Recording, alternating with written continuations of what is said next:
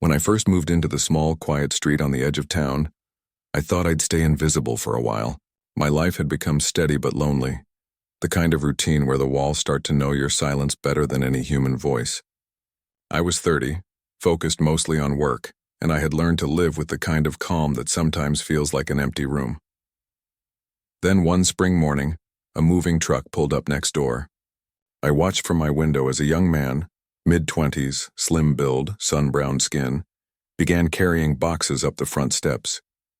He was talking to the driver, laughing about something, his voice light and quick like wind moving through leaves. I remember thinking, he's too young to be settling here. But there was something about the way he looked at everything, curious, hopeful, that made the street seem alive again. Later that day, I went over to introduce myself. He was unpacking dishes in the kitchen when I knocked, and he answered with a startled smile, like he wasn't expecting company. "Hey," he said, brushing dust from his hands. "You must be next door." "That's right," I replied. "I'm Alex. Nice to meet you." "I'm Ryan." That was it. Simple, polite, ordinary. But something lingered in the air after that first handshake. A quiet awareness neither of us named. The following weeks passed easily.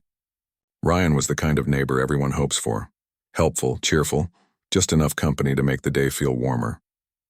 He'd wave every morning when I left for work, sometimes watering the plants in his small front yard. I'd see him fixing his old bicycle, wearing that same loose grin that made him look like he never really took life too seriously. Sometimes, he'd come over to borrow things, a wrench, a screwdriver, a bit of sugar. Other times, we'd just stand by the fence talking about nothing. The weather, the noise from the construction site down the road, the stray cat that had apparently adopted both our porches. I found myself waiting for those moments. Short, ordinary exchanges that somehow left a quiet hum in my chest. It wasn't until summer arrived that I realized how much I'd started noticing him. The way he ran his fingers through his hair when he was thinking. How his laughter seemed to pull everything closer. There were times our eyes would meet for just a little too long, and one of us would quickly look away, pretending to find something fascinating on the ground. Then, one night in late June, he texted me, "You awake?" It was almost midnight. I was sitting on my porch with a mug of coffee, half lost in thought. "Yeah," I replied. "Can I come over? Power's out at my place." A few minutes later, he appeared in the dim light holding a candle like something out of a storybook. He sat beside me, close enough that our shoulders brushed every now and then when we moved. We talked for hours, about his job at the garage, his family up north, my long-forgotten college days, the way the stars looked sharper in this part of town. At one point, there was a pause. The night was quiet except for the faint hum of crickets. He looked at me and I looked back. Neither of us spoke. I remember how my pulse seemed to echo in that silence. Then he smiled, small, uncertain but real, and said, "It's nice just talking like this." "Yeah," I said softly. "It is." After that it became a habit, our quiet secret. Sometimes he'd stop by late, pretending he needed to borrow something trivial. Other nights I'd knock on his door with 2 mugs of coffee, claiming I couldn't sleep. We'd sit outside or in his kitchen, the air thick with something neither of us was brave enough to name. There were small gestures, a pat on the shoulder that lasted a second too long, laughter that ended with both of us looking away too quickly, moments where it felt like the space between us was charged with unspoken words.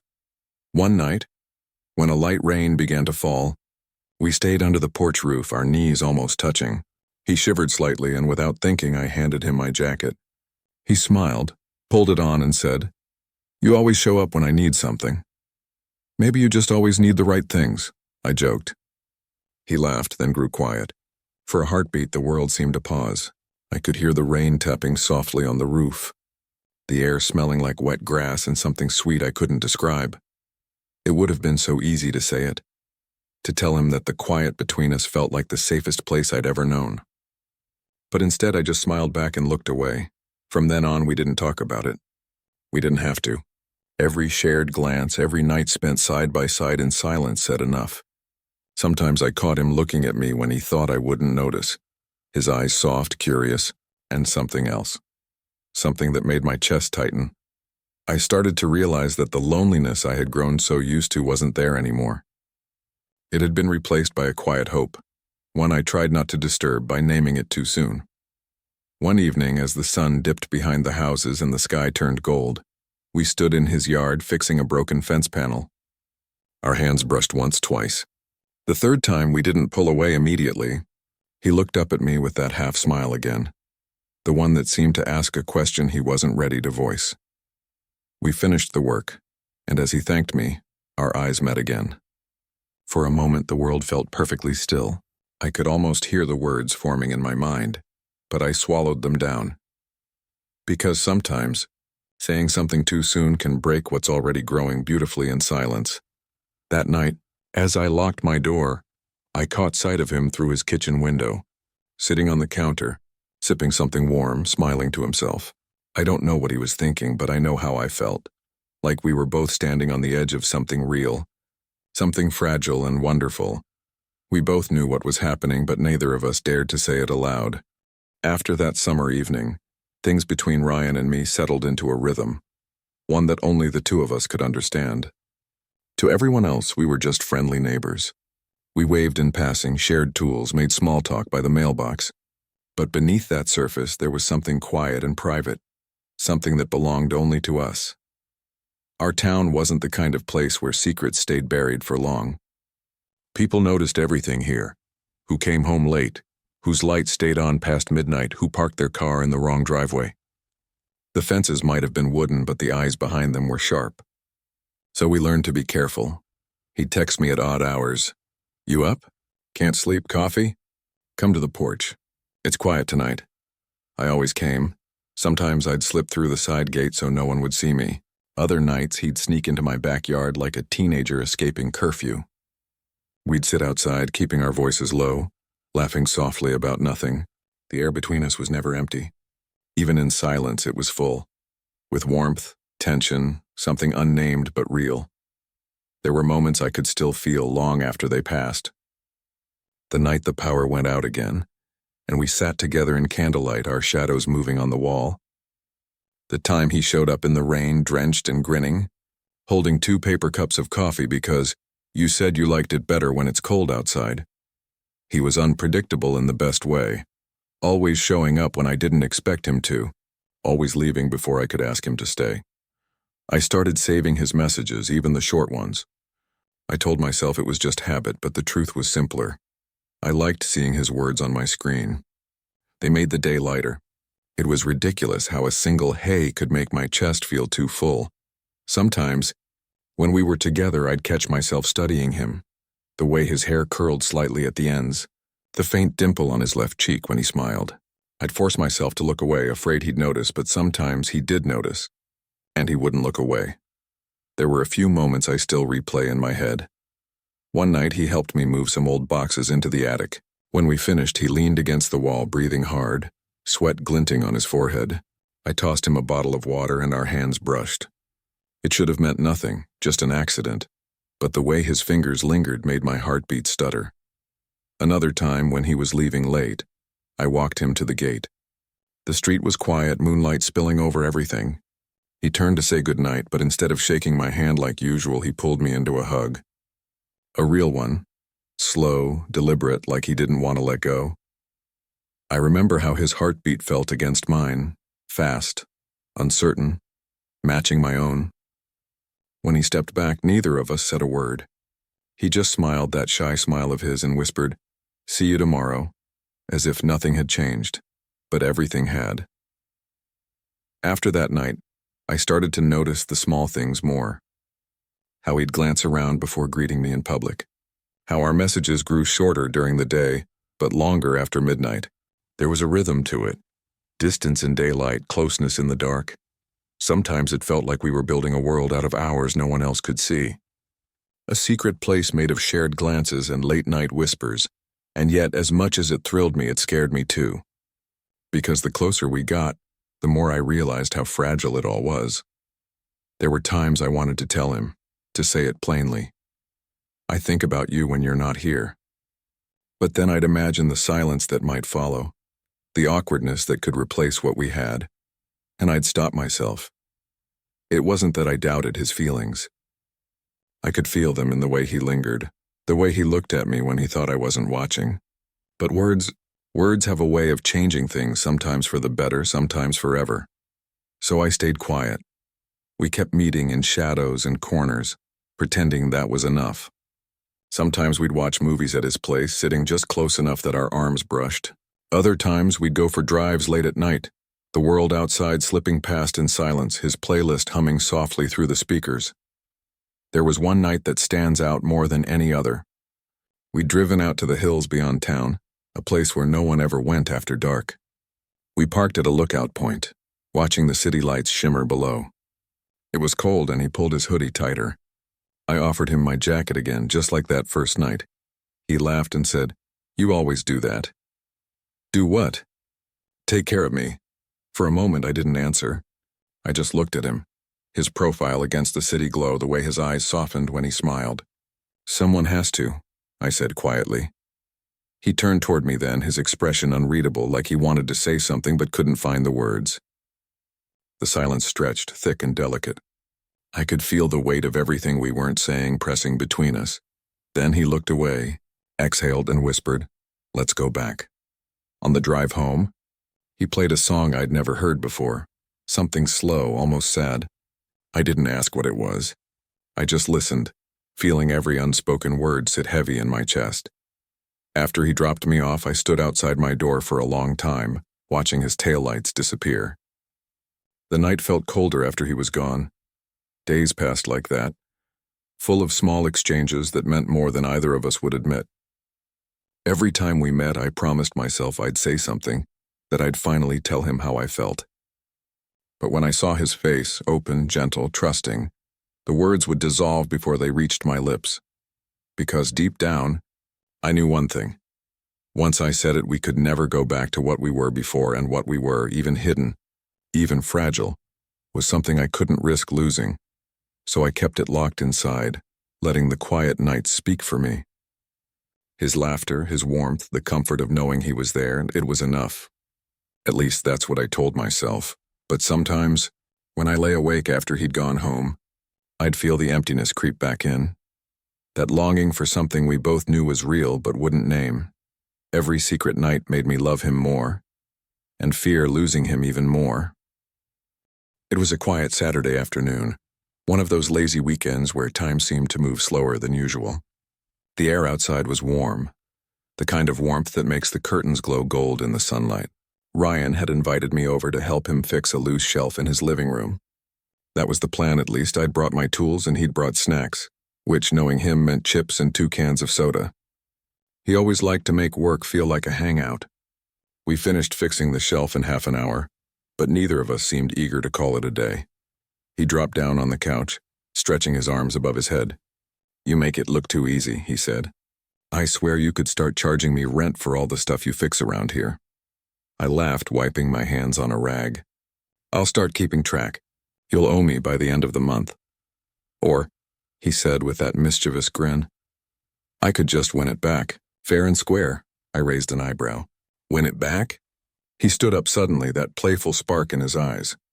"Yeah, a wrestling match. You and me." I couldn't help but laugh. "You're joking." "Come on," he said, already stepping closer. "You look like you could use a challenge." "Ryan," I warned, but I was already smiling. "What, afraid to lose to the younger guy?" He said it teasingly, but there was something in his voice, a lightness that made it impossible to refuse. I set the rag aside and nodded. "Fine, but when you lose, you're buying dinner." "Deal," he said, grinning. It started harmlessly. He lunged toward me and I sidestepped, catching him easily. We laughed, pushing each other lightly like 2 kids pretending to fight. But it didn't stay that way for long. Soon we were both out of breath, moving around the small living room like we'd forgotten what started it. He tried to trip me. I grabbed him by the waist and we both stumbled, half laughing, half serious. The laughter filled the room, bouncing off the walls, mingling with the sound of our uneven breathing. Then in one quick motion, he managed to pull me down with him. We landed on the rug, him on his back, me hovering just above, our laughter still echoing. For a moment, neither of us moved. I don't know what changed first. Maybe the quiet or the closeness or the way his smile slowly faded into something softer. His hand was resting on my arm and I could feel the warmth of his skin through my shirt. His breathing slowed. His eyes, bright and steady, locked on mine. Something inside me shifted. The noise of the world, the ticking clock, the hum of traffic outside, seemed to fade until all that was left was the sound of our hearts, beating in uneven rhythm. He swallowed hard, his gaze flickering between my eyes and my mouth. Then, almost hesitantly, his fingers began to move, tracing a light line from my elbow to my wrist, then up again. He stopped at my shoulder, his touch trembling slightly.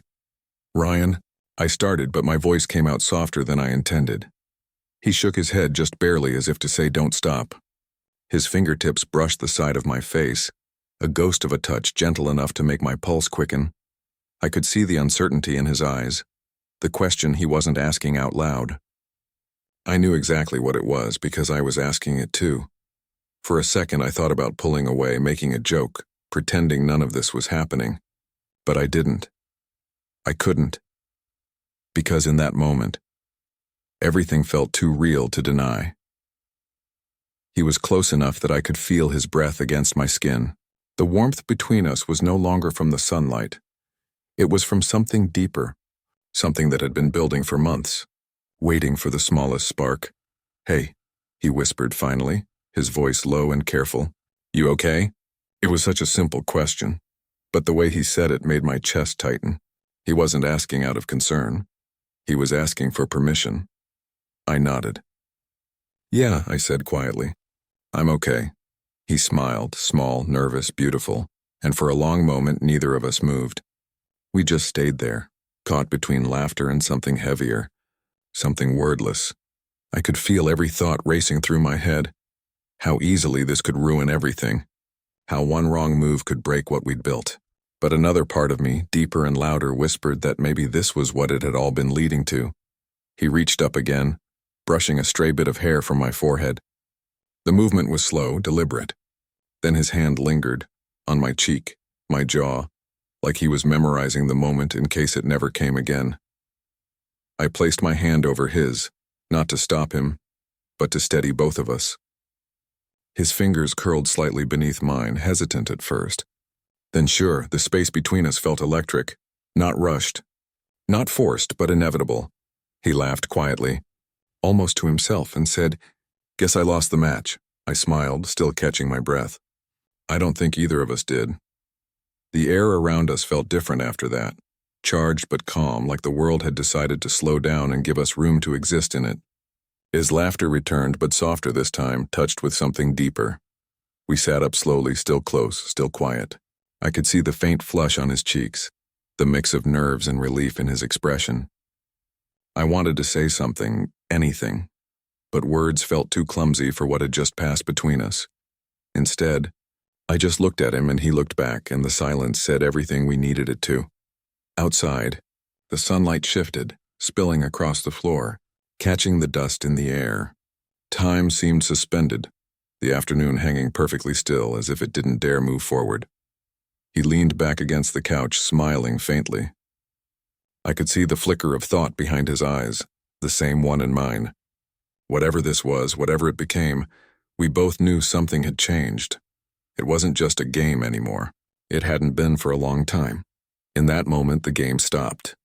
Everything else disappeared except us. For a while after that moment, neither of us spoke. The room felt different now, the air thick with everything we hadn't said but both somehow knew. The sunlight that had once filled the space had dimmed to a soft amber, stretching shadows across the walls. Ryan sat beside me on the floor, his knees drawn up, elbows resting loosely on them. I could tell from his breathing that he was still processing what had just happened. I was too. Finally, he broke the silence with a quiet laugh, one that sounded more nervous than amused. "Well," he said, rubbing the back of his neck, "that got serious fast." I smiled faintly. "Yeah," I said, my voice low. "Guess neither of us expected that." He turned to me then, his expression uncertain, his eyes searching mine like he was trying to read something there. "Did I?" He hesitated, biting his lip before continuing. "Did I just make things weird?" I wanted to tell him no immediately, but I also didn't want to say it just to comfort him. So instead I took a breath and said honestly, "No, you didn't. It's just a lot." He nodded, looking down at his hands. "I wasn't planning to do that," he admitted. It just happened. I guess I've been holding something back for a while. That made my heart beat faster. Holding what back? I asked softly, though I already knew. He met my gaze again, and this time he didn't look away. This, he said simply. Whatever this is between us. I've been pretending it's nothing, that we're just friends, neighbors, but it doesn't feel that way anymore. Hasn't for a long time. His words hung in the air, fragile but honest. He continued, voice quieter now. I didn't know if you felt it too. You're older, more grounded. I thought maybe I was just imagining things. I let out a breath I hadn't realized I'd been holding. You weren't imagining anything, I said. He blinked, his expression softening. So, you felt it too? I nodded, and for months. Every time we talked. Every night you showed up at my door pretending you just wanted coffee. That made him laugh. A small embarrassed sound that filled the room with warmth. Guilty, he said. I smiled. I used to wait for your messages. Even when I told myself not to, there it was, the truth finally out in the open. Simple words, but they felt like they had been waiting a lifetime to be said. For a while we just sat there, the weight of our honesty slowly settling into something peaceful. The nervous tension began to fade, replaced by a quiet sense of relief, like we had both been walking around holding our breath, and now we could finally exhale. Ryan leaned back against the couch, running a hand through his hair. I don't know what happens now, he said. I didn't think this far ahead. Neither did I admitted. But I don't think we have to figure it all out right away. He nodded, and for a few seconds silence filled the room again. Not awkward this time, just calm. Outside, the sky had deepened into twilight. The last of the sunlight flickered through the window, painting everything gold and blue. The quiet felt different now, comfortable, familiar. He shifted closer, hesitating slightly before saying, Can I ask something? Of course. When you said you felt this too. He paused, choosing his words carefully. Was there ever a moment where you almost said something? Before today, I mean? I smiled faintly. Too many, I said. Every night on the porch. Every time you smiled at me like you knew something I didn't. But I was scared of saying it first. I didn't want to ruin what we had. He exhaled slowly, nodding. That's exactly how I felt. We both laughed, quietly, like we were laughing at the same secret from two sides of the same wall. Then, slowly, his laughter faded, replaced by something gentler. His hand brushed against mine where it rested on the rug. It was such a small gesture, but it sent a ripple through me. That familiar electricity now sharper because it wasn't hidden anymore. Neither of us spoke. We didn't need to. He looked at me, really looked at me, and I could see every emotion written on his face. Fear, hope, warmth, and something deeper that I hadn't let myself name until now. He leaned in a little, then stopped. Can I? He whispered, not finishing the question. I nodded once, slow and certain. The space between us closed in an instant, and then there was nothing but the quiet sound of our breathing. When our lips met, it wasn't fast or rushed. It was soft, hesitant, like both of us were afraid to break the spell we'd just created. His hand found the side of my face again, fingers trembling slightly, and I felt my heart steady beneath the touch. It wasn't a grand, cinematic kiss. It was something smaller, real, uncertain, but full of everything we'd been holding back. Months of silence poured out in that single moment, and for once neither of us tried to stop it. When we finally pulled away, the world felt different. The same living room, the same soft light, but now it felt like it belonged to us. He smiled, his forehead resting lightly against mine. I've wanted to do that for a long time, he whispered. Me too, I said. And just like that, the fear I'd been carrying and of being seen, of being rejected, of losing what we had, melted away. In its place was something lighter, something whole. We moved to the couch after a while, sitting close, our shoulders touching. The night outside deepened, the stars beginning to show through the window. He leaned against me, and I wrapped an arm around him without thinking. It felt natural, like something that had always been waiting to happen. We talked for hours, about everything and nothing, about how lonely the world had felt before this, and how strange it was to find comfort where we least expected it. He told me about his fears, how he'd spent so much time hiding parts of himself, unsure of where he fit. I listened, and for the first time I understood how much courage it had taken for him to let me in. When I spoke, I found myself telling him things I hadn't told anyone in years, about my quiet evenings, my failed attempts at connection, the way I'd convinced myself I didn't need anyone. He listened like every word mattered. At one point, he looked up and said softly, "You don't have to be alone anymore, you know." I didn't answer right away. Instead, I looked at him, at the faint light in his eyes, the calm in his expression, and I realized he was right. I didn't. The clock ticked quietly in the background. Somewhere outside, a car passed, and the sound faded into the distance. Time seemed to blur after that. He yawned once, smiling sleepily. "Sorry," he murmured. "Didn't mean to keep you up." "You didn't," I said. "I haven't felt this awake in a long time." He laughed softly and leaned his head against my shoulder. "Good," he said, "because I don't want tonight to end." Neither did I. We stayed like that until the room grew darker, until the shadows felt like a blanket wrapping us both. There was no need for more words, just the quiet understanding that whatever came next, we weren't hiding anymore. For the first time in years, I didn't feel alone. I felt home. The first thing I noticed was the light. It slipped quietly through the curtains, pale gold and gentle, painting the living room in soft warmth.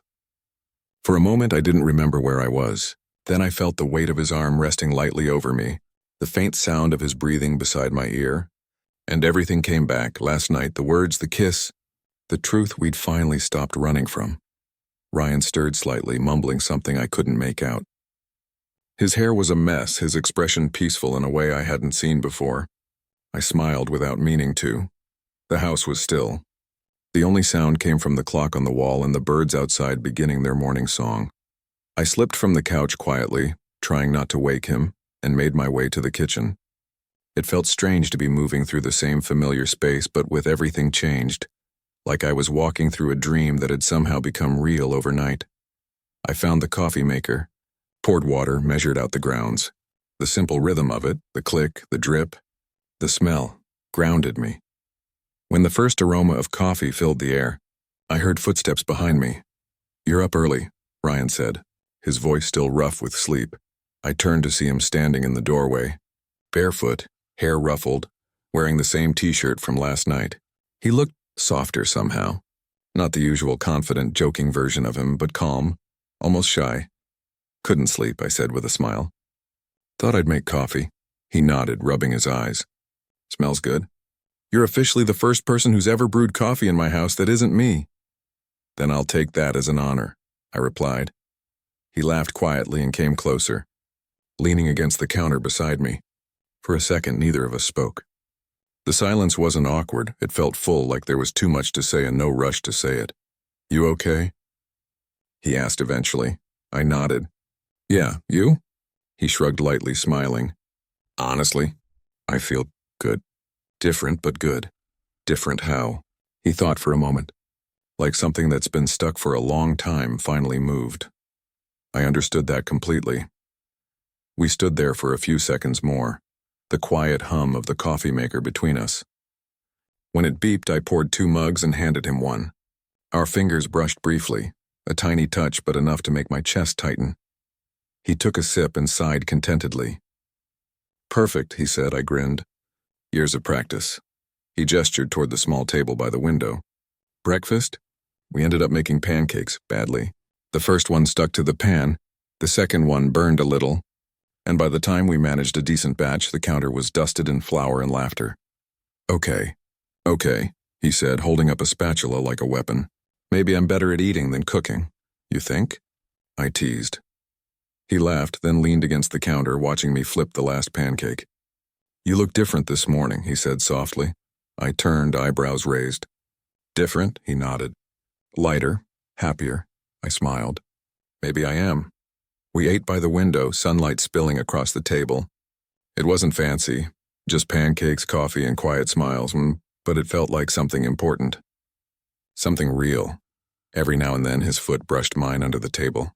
Every now and then we'd look up at the same time and just smile, no words needed.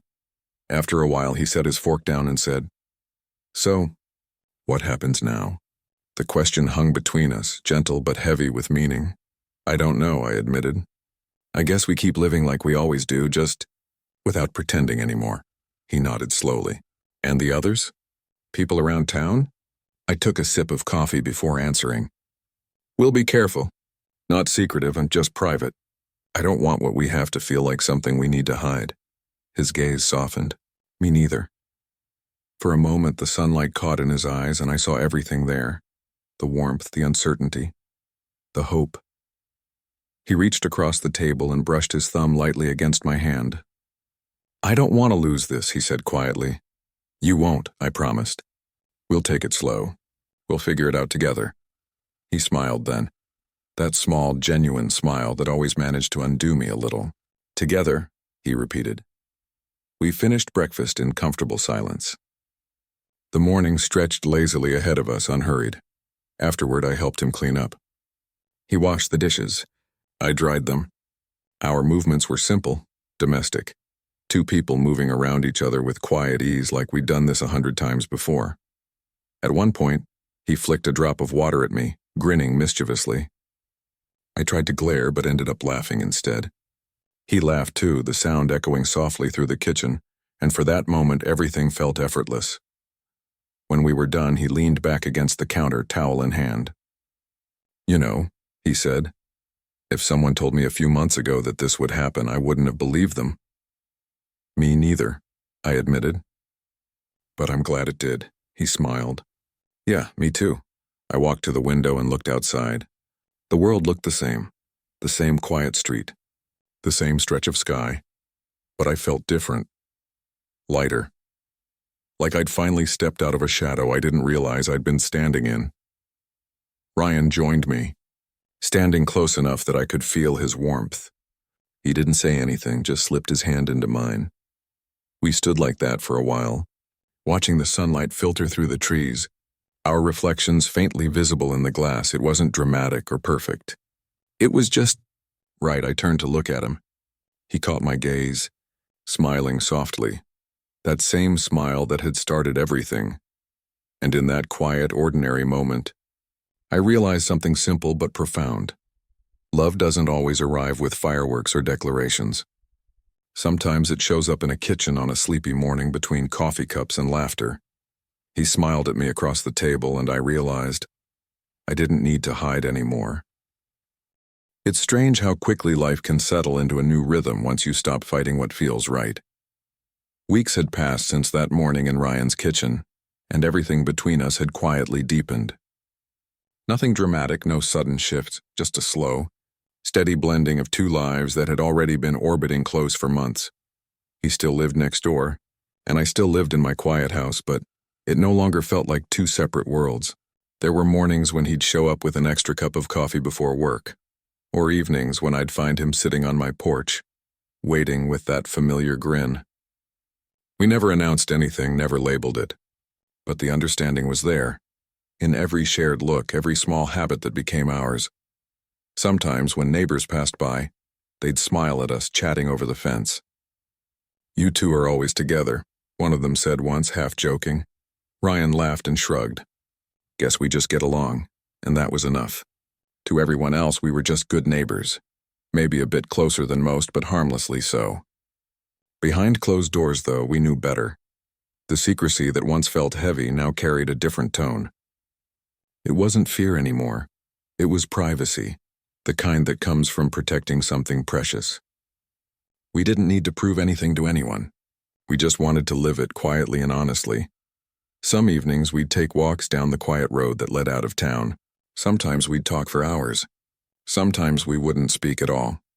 The silence between us was comfortable, easy, the kind that only comes when you've stopped needing words to fill the space. We began sharing small routines, making dinner together, fixing things around the houses, even grocery runs that somehow turned into adventures. Ryan had a habit of sneaking extra snacks into the cart when he thought I wasn't looking. I'd always catch him, and he'd flash that guilty smile that never failed to make me laugh. It was domestic, simple, and yet it carried a weight of meaning I hadn't known I'd been missing all those years alone. One Saturday afternoon, I helped him repaint his living room. Halfway through, he smudged paint on my arm just to see my reaction. I retaliated, of course, and soon it turned into a ridiculous back and forth of laughter and splattered paint. When we finally stopped, breathless and messy, he leaned against the wall, shaking his head. We really can't do anything without turning it into a competition. Maybe that's our thing, I said. Smiling, he looked at me then, really looked at, and said softly, "If it is, I'm okay with it." There was warmth in that moment, the kind that settles deep inside and stays there. As the days passed, our connection grew stronger not just through affection, but through the quiet, steady support we gave each other. I learned how he took his coffee. 2 sugars never stirred. He learned that I worked better with music playing in the background. We found small comforts in being around each other, even when we weren't talking. There were still moments of hesitation, a glance too long when someone else was nearby, a touch quickly withdrawn. But more and more those fears faded. The more time passed, the more we realized that we didn't have to hide the fact that we cared. We were just us. 2 people who fit together naturally. Sometimes I'd catch myself thinking back to that day. The silly, unexpected wrestling match that had changed everything. I could still see it clearly. The playful challenge, the laughter, the sudden silence when our eyes met. At the time, I hadn't understood what that shift meant. Now, looking back, it felt almost poetic. That afternoon, I told him once as we sat under the porch light, was when everything really changed. He laughed, leaning back in his chair.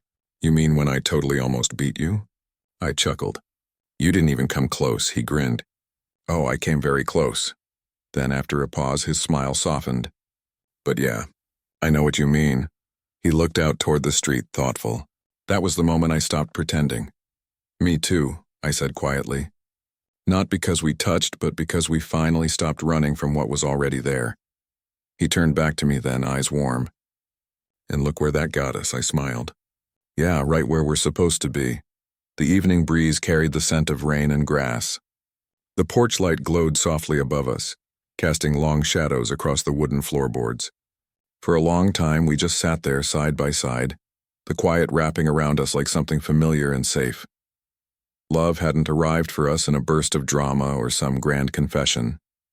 It had grown quietly, in shared coffee, small smiles, and gentle laughter. It had taken shape in the spaces between ordinary moments, in the silence of trust and the ease of being known. And now, weeks later, I realized something that I hadn't before, like love doesn't always demand to be seen. Sometimes it just asks to be lived.